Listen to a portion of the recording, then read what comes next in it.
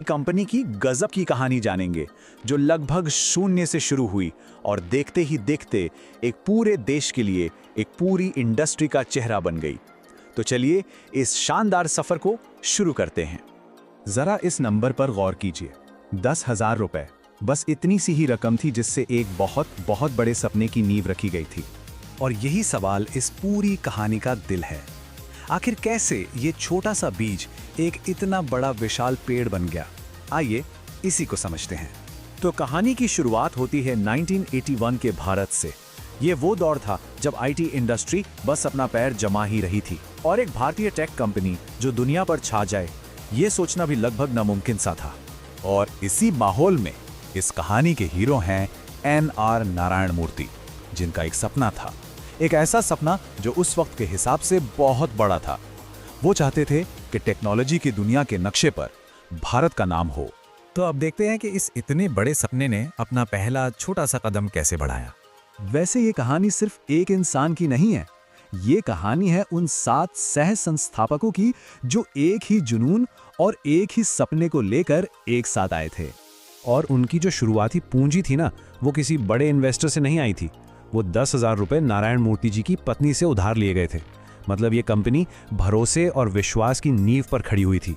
लेकिन देखिए, शुरुआती साल कभी आसान नहीं होते और इन्फोसिस का रास्ता तो चुनौतियों से भरा पड़ा था।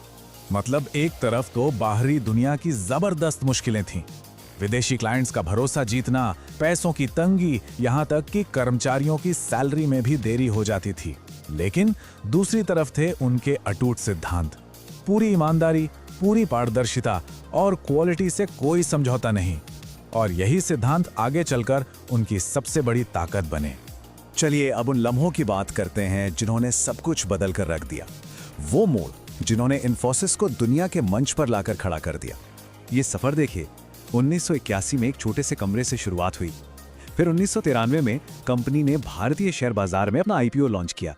और फिर आया साल 1999, एक ऐसा ऐतिहासिक साल जिसने भारतीय आईटी की कहानी बदल दी। ये एक बहुत बड़ी उपलब्धि थी। इन्फोसिस नैस्डैक पर लिस्ट होने वाली पहली भारतीय कंपनी बनी। ये सिर्फ कंपनी के लिए नहीं बल्कि पूरे भारत के लिए एक गर्व का पल था। इसने दुनिया को दिखाया कि भारत में कितना टैलेंट है। नैस्डैक पर लिस्टिंग तो बस एक शुरुआत थी। यहाँ से भारतीय टेक्नोलॉजी के लिए एक नए दौर का, एक नए युग का आगाज हुआ। आज इन्फोसिस के ऑफिस 50 से भी ज्यादा देशों में हैं। सोचिए जरा, एक कमरे से शुरू हुई कंपनी का नेटवर्क आज कितना विशाल है। और इसका असर देखिए, इस कंपनी ने लाखों लोगों को नौकरियां दी। ना सिर्फ उनकी जिंदगी बदली बल्कि भारत को दुनिया के सबसे बड़े एम्प्लॉयर्स में से एक बना दिया। और वक्त के साथ कंपनी ने खुद को बदला भी है। आज ये क्लाउड कंप्यूटिंग, आर्टिफिशियल इंटेलिजेंस यानी एआई और डिजिटल ट्रांसफॉर्मेशन जैसे मतलब भविष्य की टेक्नोलॉजी में सबसे आगे हैं। तो इस पूरी अविश्वसनीय कहानी से आखिर सीखने को क्या मिलता है? सबसे जरूरी बात क्या है? इन्फोसिस की विरासत सिर्फ पैसों में नहीं है, ये भारत की टेक पावर का प्रतीक है। ये एक मिसाल है कि कैसे ईमानदारी और पारदर्शिता के साथ काम किया जाता है। ये इस बात का जीता जागता सबूत है कि एक छोटी सी शुरुआत भी इतिहास बना सकती है। यही इस कहानी का सार है, एक पावरफुल और प्रेरणा देने वाला आइडिया जो इनके पूरे सफर को बयां करता है। और ये कहानी हमें एक बहुत ही दिलचस्प सवाल के साथ छोड़ जाती है कि वो अगली बड़ी कहानी कौन सी होगी जो एक छोटी सी शुरुआत से निकलकर पूरी दुनिया को हैरान कर देगी।